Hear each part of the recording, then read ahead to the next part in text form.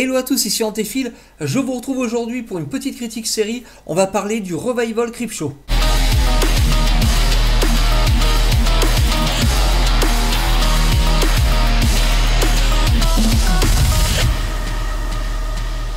Bien sûr, tous les cinéphiles se souviennent de la sortie en salle des 2 volets de Creepshow durant les années 80, inspirés de comic books tels que Tales from the Crypt ou Warrior Fantasy. Oui, car à l'époque, les anthologies horrifiques n'étaient pas destinées uniquement au marché de la vidéo ou de plateformes dédiées, comme il est désormais devenu la norme.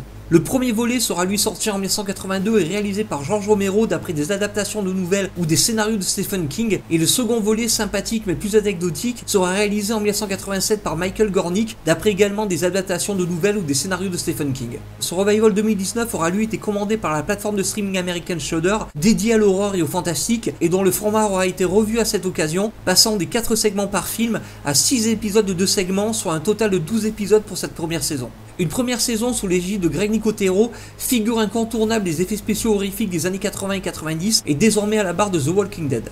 Un Greg Nicotero qui en aura profité pour réaliser les effets spéciaux de certains segments, mais aussi d'en diriger. Alors qui dit anthologie horrifique dit forcément très bons segments, mais aussi d'autres très passables, voire carrément nuls. On débute tout de suite avec les segments moyens, voire très bof, avec le gros gâchis tout d'abord qui est The House of the Dead, par le scénariste de Bird Box, soit le premier plus gros succès de Netflix, mais qui accouche ici d'un scénario absolument osef, avec une enfant dont les figurines de sa maison de poupée prennent vie sous l'influence d'une d'entre elles au pouvoir maléfique, pour un segment sans twist ni morale, une aberration scénaristique qui au final ne va nulle part. Demi-teinte ensuite pour The Finger avec un pauvre kidam trouvant un doigt sectionné et qui voit ce dernier se régénérer et prendre vie sous la forme d'une créature qui chamboulera la vie du pauvre bougre. Une idée intéressante, une créature au sympathique design mais qui au final ne va pas bien loin avec un final assez conventionnel et qui n'apporte aucune originalité. On peut largement passer outre ce segment. Du très classique également avec All Hallows Eve où des enfants terrorisent les habitants d'une ville le soir d'Halloween pour une histoire assez convenue dont on devinera le twist assez rapidement.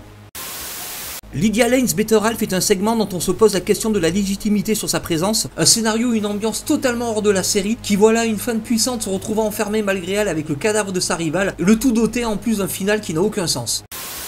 By the Silverwater Lake Champlain termine lui cette QV 2019 de Creepshow avec une histoire peu inspirée malgré un scénario dû à Joe Hill, fils de Stephen King, et réalisé par l'incontournable maître des effets spéciaux Tom Savini, où une fille dont le père est mort en cherchant une créature marine finit par découvrir que cette dernière est bien réelle. Un segment sur lequel j'ai fini par piquer du nez, ce qui en dit long sur son traitement.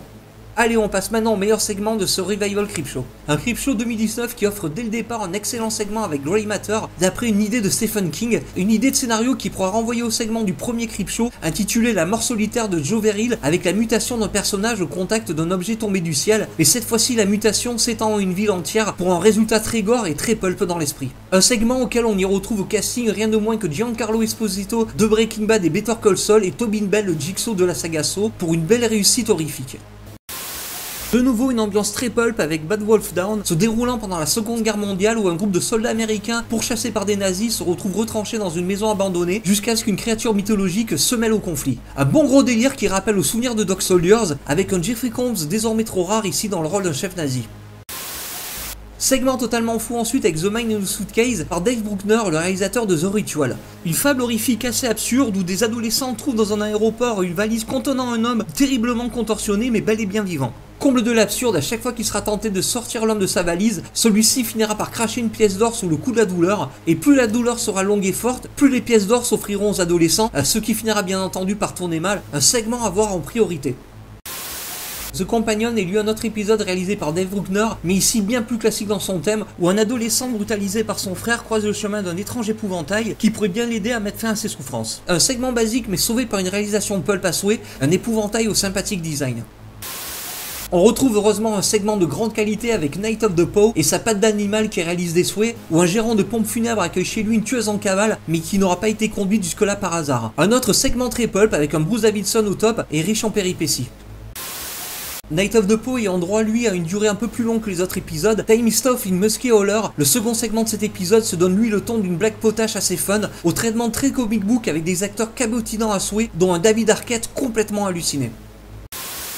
Dernier segment à traiter avec Skinecrawler au ton très fun avec son histoire de remède amaigrissant à base d'anguilles sur lesquels une éclipse de lune aura un effet inattendu pour un segment qui se termine dans une orgie gore absolument jouissive. Alors maintenant qu'on a fait le tour des segments, il est temps de faire un petit bilan sur le revival de Creepshow. Alors pour moi au final, un bilan très positif pour Creepshow version 2019.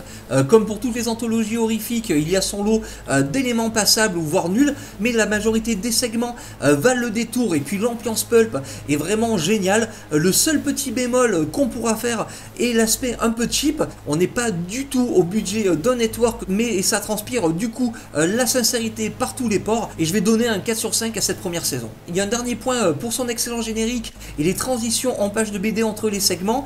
Par contre, les transitions avec le Creeper en version animée sont ultra cheap. Heureusement, il sera remplacé par un animatronique pour la saison 2. Une saison 2 qui pour le moment n'a pas de date mais va très probablement arriver courant 2020. Petite info au passage, si vous voulez en savoir plus sur cette saison, les réalisateurs, les scénaristes et également les easter eggs, je vous ai mis un lien en description, tout est disponible sur le site de Stephen King France. Également Creepshow 2 est disponible depuis récemment en version Mediabook DVD Blu-ray chez ESC Distribution et je vous ai mis le lien aussi en description. Alors merci d'avoir suivi cette critique, n'hésitez pas à partager, liker, commenter et moi je vous retrouve très rapidement. Tchuss!